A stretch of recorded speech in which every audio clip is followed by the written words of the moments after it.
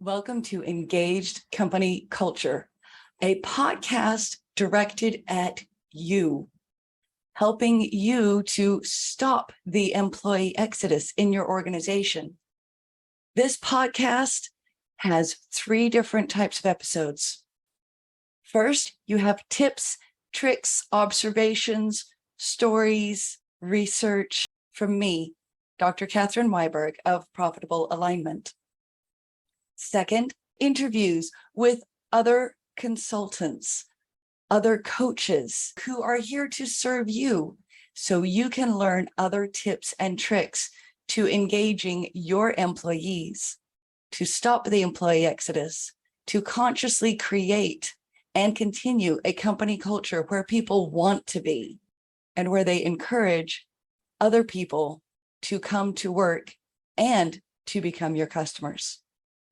Third, I interview other business leaders who have engaged company cultures and want to share their stories.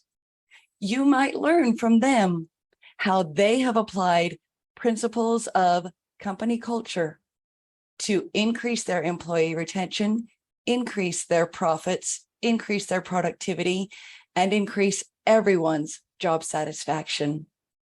Thank you for joining me. I hope you enjoyed today's episode.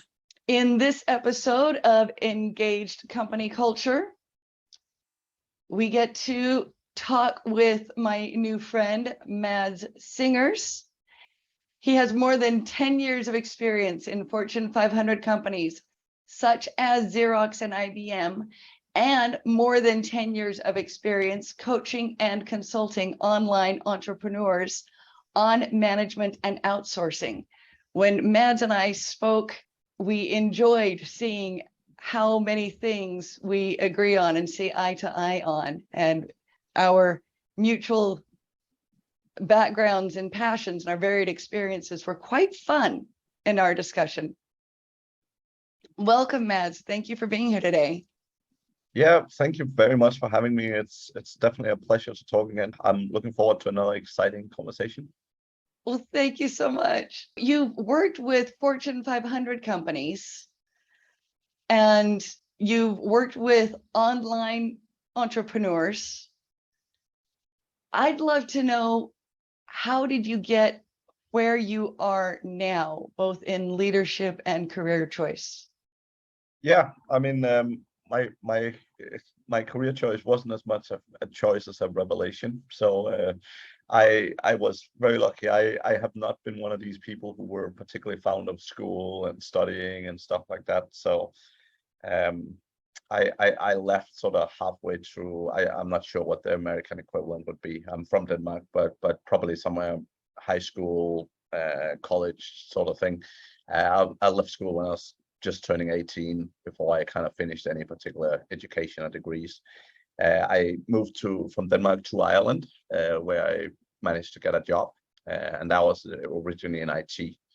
But fundamentally, what happened, very long story short, I ended up working for a manager that was absolutely amazing.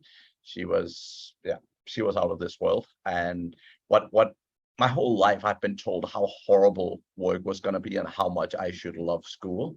And as I absolutely did not love school, thinking work was going to be more horrible was not a great that was not a great expectation for me. So getting a great manager, I literally in the span of a couple of months, I literally went from I want to do IT stuff to I want to do what she does. And as I was not interested in school at all, basically my focus very, very quickly became, how do I become not just a manager, but how do I become a great manager? How do I make people love working with me and love working in the company that I work in? And that basically kicked off for me about 12 years of very, very heavy self-development. So my first thing, I remember walking into a library, picking up 10 books that had the word management in them, knowing nothing about anything. And that was literally how I started. So I ended up reading over 500 books in the coming years. Again, like I have no problem with self-study. I have no problem with figuring stuff out. Just the concept of school for me never worked. Like you're doing this for 1 hour and you're doing this for 1 hour, and it never worked for me, right? So that was basically how I got started initially, and eventually, originally I worked in Xerox, was the first job I had, and eventually I started getting promoted and so on after a couple of years, and that was very exciting. But really, what kicked it off was just a great example of someone that was super inspiring and really made everyone love their job. Oh, Mads, that is a beautiful story. I absolutely love it. It sounds very much to me like Tony Robbins' early days, when he said there wasn't a lot that he knew, but he knew what he wanted to do. And so he went out and he studied and he found books and he listened to audio tapes back then, and he was just immersed. And now with his own study, just like you, he is teaching thousands upon thousands and constantly helping people. I have to admit, I love it when people have a good experience and say, I want to be like that. I had a very similar experience. That's what got me on my journey.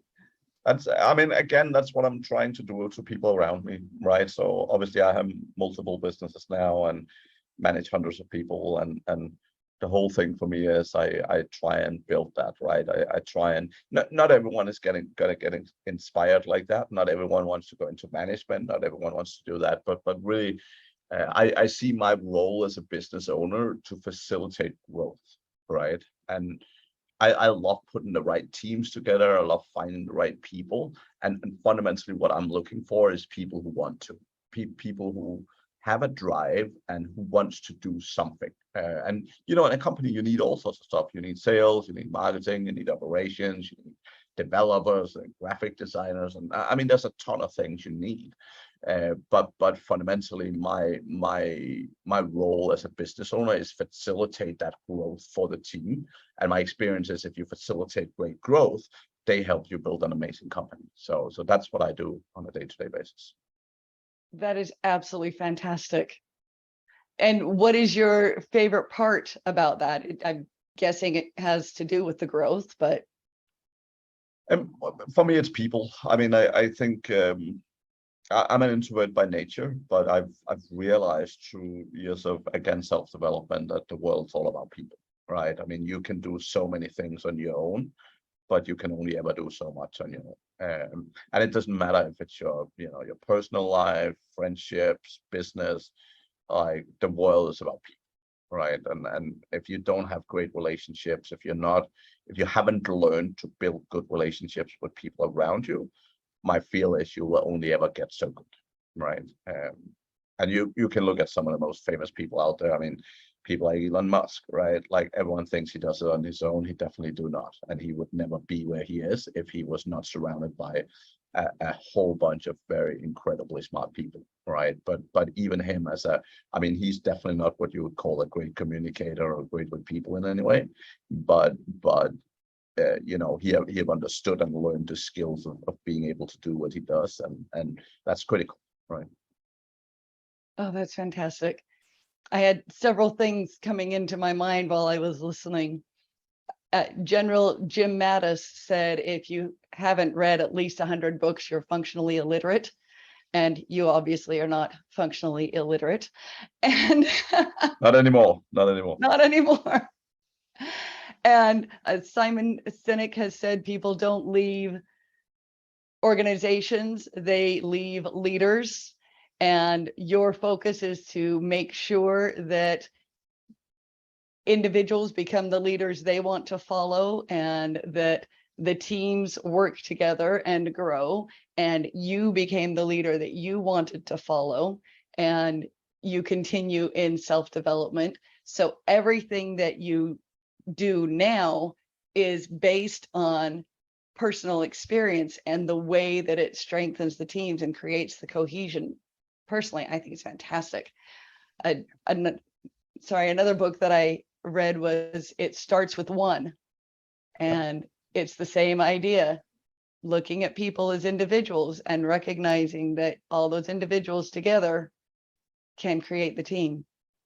I love that. Thank you. Yeah, and reality is also, right, my reality is sometimes you make mistakes, and I make mistakes. Sometimes you hire the wrong people. And you know what I always say when I'm teaching other business owners and managers, when I'm teaching them recruitment is, you know, when you're bad at recruitment, you get 3 out of 10 right, and that's difficult. When you're great, you maybe get 8 or 9 out of 10, but you're always dealing with people, right?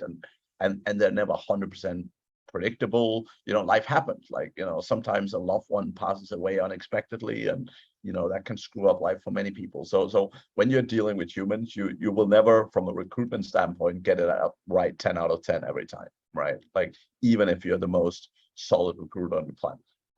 Right. Right. And yeah, I was talking to somebody recently who was telling me about his early career. He was basically auditioned for his job instead of being just a good interview. The person who hired him had him come work for a couple of days to see how he would fit in the culture. And this was a highly professional position. It wasn't just a, you can walk off the street and do this. It's actually an attorney at law. And to be sure that they had the right person, the right fit, he gave him a couple of days of audition. And I thought, well, that's brilliant. Not everybody does that. Not everybody feels like they can. And even with that, there might still be not the perfect 10 out of 10 because you're working with people. Yeah. But that's what you have to remember. You're working with people, the good, the bad, the ugly, the wonderful, the wondrous, and the how can we get all of these people with all of their passions and all of their abilities to work together to strengthen each other and the team and the organization. And here's how we can do it. And then it's different for every organization. Yep. But 100%.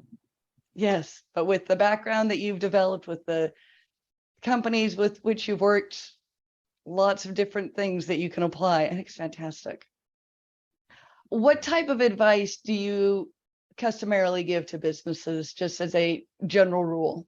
Right. So from a management coaching perspective, the core focus that most businesses struggle with is around delegation, right? Like I think from a skill set point of view, that's probably the area where most people are struggling, right? So they're typically there's typically either the owner or people around the owner typically struggles with delegation big time. Everyone knows they should do it, so that's not the problem. The problem is the mindset around delegation and how you look at it, right? Particularly, I work a lot with these sort of online businesses, and that could be e-commerce or SEO or all these marketing companies and so on. And the thing is, they all learn from the same source, or they all learn from sources that says the same thing, and often stuff I don't agree with. So a lot of the time they're like, as a business owner, you need to figure out what to do, put it into a process, and then give it to someone. And the thing is, yes, that might work before you hire your first employee. But trust me, as a business owner, you don't want to sit and figure out what 20 people are supposed to do. Like that is not effective in any way, shape, or form, right? So yes, and changing that mindset, like when most people start, it's just themselves or maybe one staff member or something, and getting out of that mindset of it's all about me and moving to it's all about the team definitely takes time and effort. And that mindset shift is where I spend most of the time for the clients.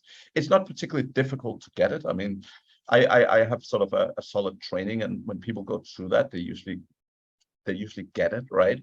But it's really just important to work on that mindset to make sure that people get out of the sort of delegation rut, right? So when you see people get that mindset shift, how does it manifest? What happens?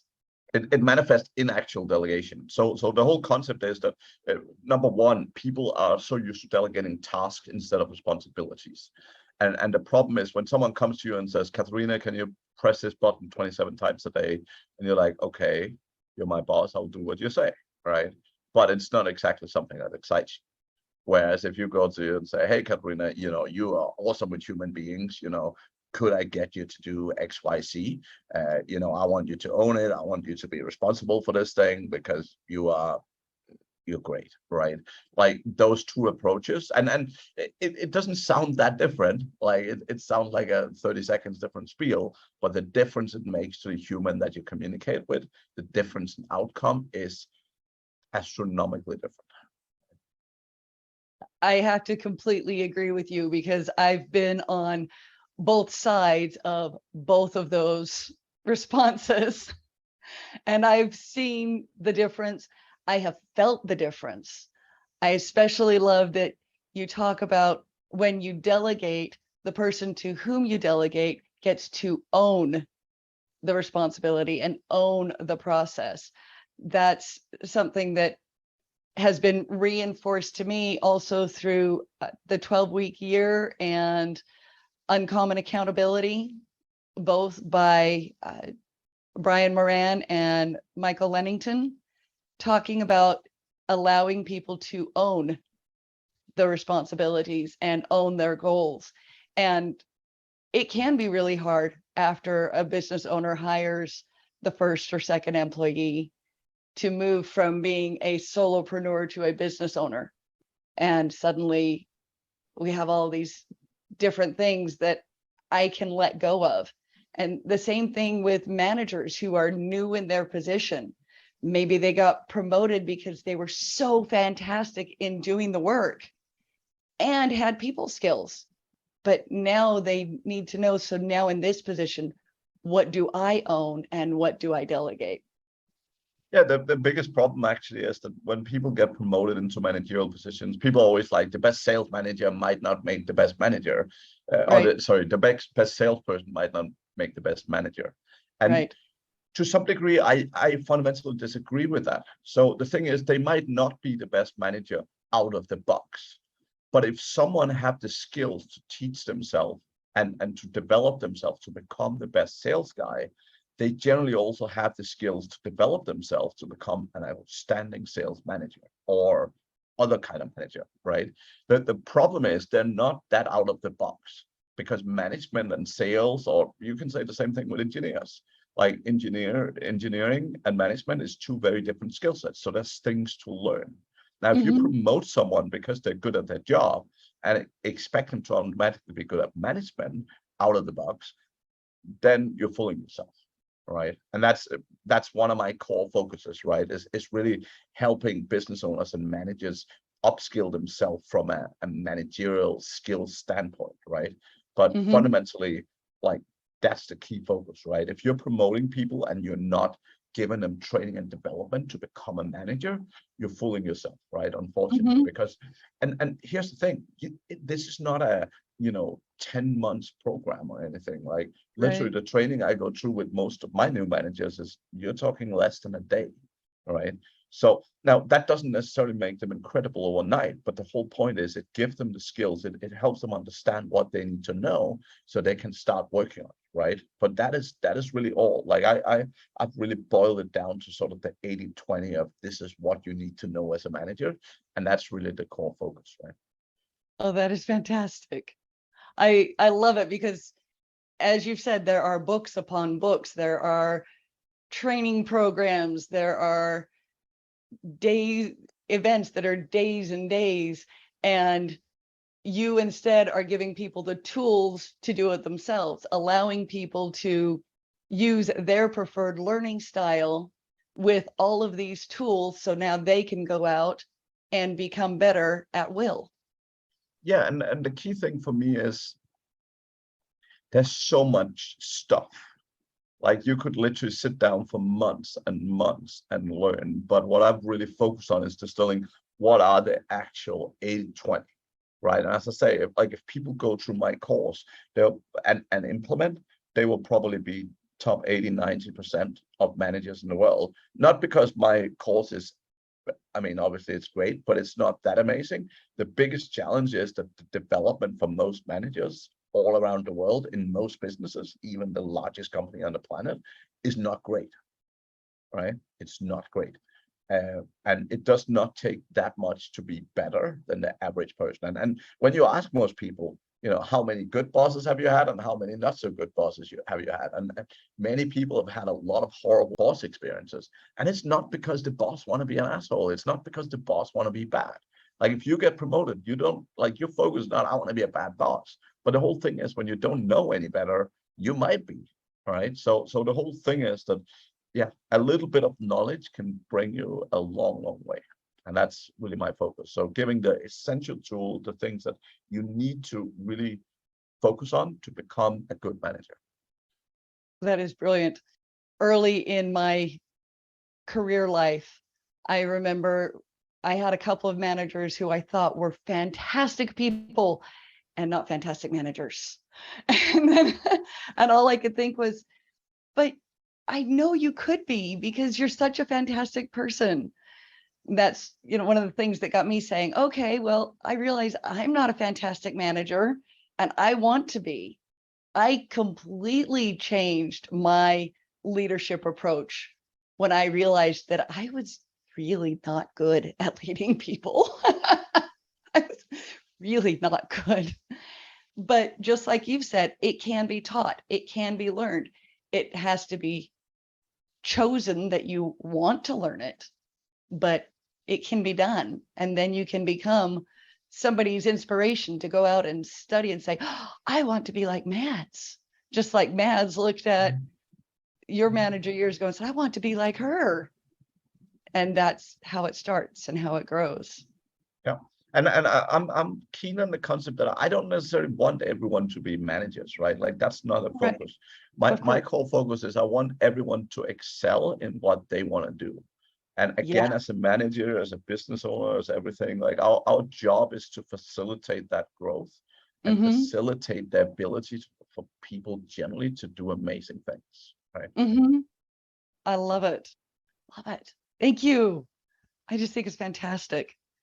So how would you inspire the rising generation to recognize that they can grow and do all of these amazing things?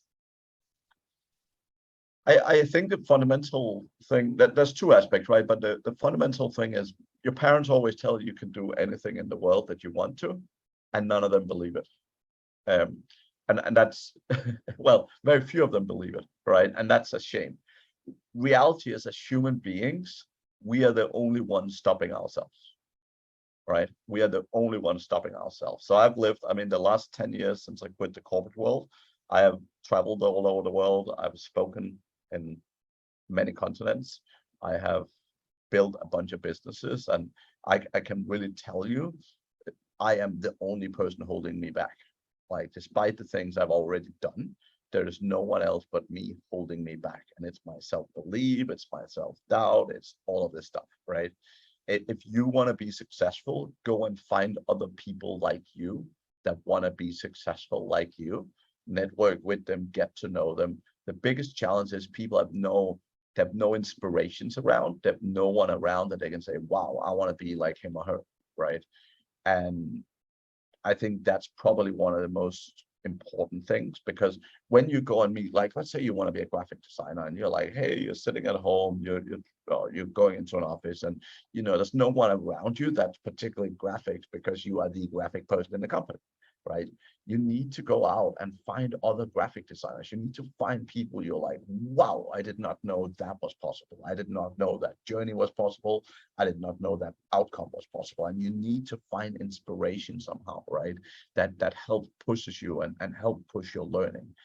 I know, like, literally no one else I meet at the age of 18 sit down and read books about anything they're passionate about. Like, so few people, like, I've not met anyone else that when they were 18 sat down and read books on management. I've not met them. But sometimes people start at 20 or 25 or 30, and it doesn't matter when you start, right? The whole point is that fundamentally you're responsible for your own destiny. And the number one thing that generates success for a human being is taking full ownership and full responsibility for who you are and where you are. So here's the thing. If someone drives into me, if I'm driving my car and someone drives into me, yes, it might be their fault, but in the end of the day, it was my choice to be there at that point in time. And I can get as angry as I want. I can blame the other person as much as I want. But the only thing that does, when you blame other people for your misfortunes, the only thing that does is it makes you unhappy and it makes you feel powerless. Now, if you want to be exceptional in life, you take responsibility for everything that happens around you and you own it, the good, the bad, and the ugly, right? If someone's angry at you or if someone's being unfair to you, in the end of the day, if someone is unfair to me, it's my fault because I've either allowed them to be unfair, I've not responded to them in an appropriate manner, whichever, right? Or I've let the wrong people in my life. So in the end of the day, if you learn to own everything around you, if you're responsible for everything, if you stop blaming your boss, if you stop blaming your girlfriend or your boyfriend or your partner, or if you stop blaming other people for your misfortunes and say, this is where I am, what do I need to do to get where I want to go? That will change your life more than anything. I am as close to speechless as I get, because I think you nutshelled that so exceptionally well. You gave me a couple of things to think about. I've been a big proponent of you are responsible for yourself and your circumstances and you can't blame anybody else, yet you still gave me some insight to raise my awareness that I appreciate. There have been a couple of times that I've thought some of the thoughts like, well, I chose to be at this place at this time, but it just clicked harder in my head. I find myself wanting to share, if nothing else, that piece with my children, because I would love for them to hear it from somebody who isn't me and hear it in the way you presented it. So they will likely have to listen to this episode. So one thing is people are very good at saying, oh, he made me angry or she made me this or whatever. If someone punches you in the face, they punch you in the face. Right. If you get angry, that's your choice. They didn't make you angry, they punched you in the face. Right. Now, here's the thing, if they punch you in the face when you're standing in a bar, or if they punch you in the face in a church, your response will be different. Because reality is you control your emotions. Now, you can say you don't, that's fine. Keep fooling yourself. Reality is if the same thing happened to you in various situations, your response will be different because you are 100% in control of your emotions and how you react to things, right? So again, until you learn to take ownership of that. Now, reality is sometimes you will get upset. Sometimes you will get unhappy. Sometimes you will get angry, but you have to learn to say, I made myself angry. Someone did something and that made me angry. I am angry because of my choice. Now, when you start owning everything around you, when you start owning your emotions, that's the first time you become able to work with them and get the most out of yourself. Right? Mm-hmm. I totally agree. I also think that when you own your emotions, you recognize them and you decide, okay, why do I feel angry about this? And what can I do about it? And who, sometimes it goes back to where did these feelings start, but it doesn't have to. Sometimes it's just, okay, I'm angry. Why do I feel this way? And what can I do differently in a situation that might look similar? How can I recognize that this is coming at me sooner so that I can change the narrative, change the environment, change the conversation, and move on? And you see it in relationships, right? Like both professional, romantic relationships, etc. What you see is often people build resentment. So, Yes. when you spend a lot of time with a colleague or a lot of time with a boss or a lot of time with a partner, what happens is you notice small things and you're like, oh, that's annoying me, but you don't speak up. And you're like, oh, that's annoying me. And what happens is you build a whole mountain of resentment and suddenly you often explode. Mm-hmm. And people are like, oh, I couldn't help it because you're doing that and you're doing that and you're doing that. And look at most couples, the arguments they have, it's always the same arguments. It's always the same points. It's always the same thing. Here's the thing. If you're feeling resentment to another person and it's not communicating with them about it, you're the one at fault. Mhm. Like, they don't know how you feel if you're not telling them. That's the bottom line, right? And if you're not effectively communicating to them either what you need differently, like sometimes people can't just change anything, but at least if they're aware of how you feel, then you can have a productive conversation and trying to solve problems, right? But if you're constantly bottling things up because you're not brave enough to have those difficult conversations, then you're at fault. Well, it's not about being at fault, but again, it's your thing, right? Like, It's you're your ownership, responsible. your responsibility, Yeah, exactly. your opportunity. Yeah. And I love that, because that's something that comes right into company cultures. People feeling confident and comfortable enough to speak up. And that can come from the CEO on down to create it, but it still comes back to the individual saying, yes, I am going to step up, and I am going to say, I was uncomfortable when we had this conversation. I was uncomfortable when this situation happened in the team. I found that I was really angry when you said this and this, and I saw it from this other viewpoint. And one person who formerly did not speak up, who is willing now to speak up, can change how everybody else interacts with the culture.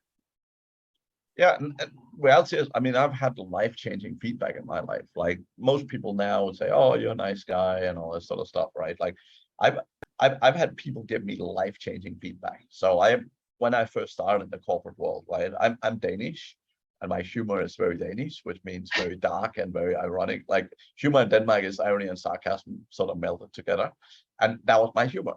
And I never thought about it. I thought that most other people would think like that. And, I had a girl pull me up one time and say, "Hey, when you say something like that, sometimes people misunderstand it, and sometimes people get hurt." And I'm like, "What? I'm just joking." And she's like, "I understand you are joking. That is not necessarily how other people see it." And, like, literally just in a moment, I was like, whoa. I had never thought that other people could interpret the way I was communicating like that, but that was a wake-up call. And I remember starting, like, being aware. Whenever I made a joke, I'm like, let me look at that person, let me see how they actually respond, and see, are they okay, or should I say sorry, right? And the same thing, like, I've had multiple pieces of feedback. I am extremely good with people, and I feel I know them, like, sometimes in an instant, right? Like, I spent 2 hours in a room with someone, even not having a personal conversation, and I feel I know them. I had a person that I've known for a couple of years literally sit down with me and say, "Hey, I don't know you. We have never spent time together." I was like, "What? I know you inside out. Like, I know literally everything about you." And it was such a wake-up call for me. Like, it was such a wake-up call. I'm like, wow, just because I understand other people well, and I build this personal relationship in my mind, does not mean they feel the same way, right? And, like, I've had some huge wake-up calls that have just been like, whoa. And you only get that when other people are brave enough to actually stand up and communicate to you, right? And here's the thing: if you don't do that for other people, you're not changing their lives. It's true. It's true. And it can be presented in a kind way that can still change a person's perspective. It can still change a person's life. Yep. I love that. Thank you. I'm all excited. So who inspires you right now? Who are you following? Honestly, the people around me. I like being inspired by greatness, and I get extremely excited about people, right? So, like, particularly when we hire people, when I work with people in my businesses that are just exceptional, who are, showing up on a consistent basis, who are delivering amazing stuff, like, I'm inspired. I have, luckily, a huge friendship circle of people with similar mindsets to myself that are constantly inspiring me in various ways and directions. Um, Again, for me, it's all about people, right? So it's about building networks, having great people around you. Honestly, there's probably some individuals, but generally, I know so many great people in the world that I don't want to point out anyone in particular. I love it. Jim Rohn likes to say that you become most like the 5 people around whom you spend the most time, and you surround yourself with greatness. And I am certain that everybody listening and everybody who associates with you likes having you within their top 5 so that they can understand and reach their next levels of greatness and excellence. I absolutely love it. So I love the concept. There's something I want to dive into here that I've Yeah. learned over the years. And one of the things is I always ask people the same question, but fundamentally is, how old do you feel when you go visit your parents? And the answer for everyone is, I feel like 15 again, right? And people do. Like, people literally, when they go and visit their parents, they feel like kids again. Now, you can be a hugely successful business owner making millions of dollars every year, and when you go visit your parents, you still feel 15. You're still trying to prove yourself. You're still trying to do all these things. Here's why. As humans, we mirror ourselves in the people around us. And our memories are from when we were younger. And therefore, when we're with our parents, we still see ourselves as who we were when we kind of have our close memories with them, right? Now, what that does is that you can be a big CEO, but when you go back to your parents, you're not acting and behaving like you would at work. You are behaving like when you're a kid. Now, here's the thing. You have the same thing when you met, if you met most of your friends when you were 15 or 18 or whatever, when you're hanging out with them, you become 18 again. Like, if you were the funny guy when you were 18, even at 35, you're still the funny guy because that's who you were when you met them. The biggest personal development you can ever do, the biggest steps you can ever take. And this sounds horrible, but literally replace your friendship circle. Because the second you stop mirroring yourself of what you were like when you were 18 and start mirroring yourself of who you are right now, that change in itself will blow you away. And it sounds horrible. I'm not saying don't have friends that you have known for many years, but here's the thing. I learned it, let's call it the hard way, but I've traveled around the world. I've lived in multiple countries. And what I saw is that, I develop over time, but actually showing up as who I am right now first happens when I change the friendship circle I'm around.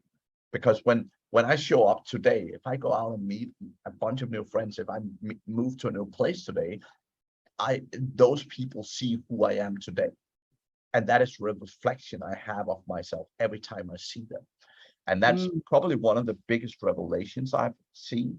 And it's probably one of the reasons why you see, like, generally people who have moved around, people who have, and that could even be moving jobs, right? Like, the problem is, if you're promoted multiple times, there will still be people who remember when you first joined the company. And often when you hang around them, you mirror yourself in who you were at that time. All right. And it happens all the time. But that's one of the sort of biggest interesting development steps that it's maybe not cool to say it, but from my experience, that's a lot of the time how it works. Oh, that's fascinating. The funny thing is that I have noticed similar things, and all of the personal development books that I read and that I listen to talk about very similar things. Change the people you're hanging around. There's nothing wrong with going back to the people that you've known for 5, 10, 20, 30 years.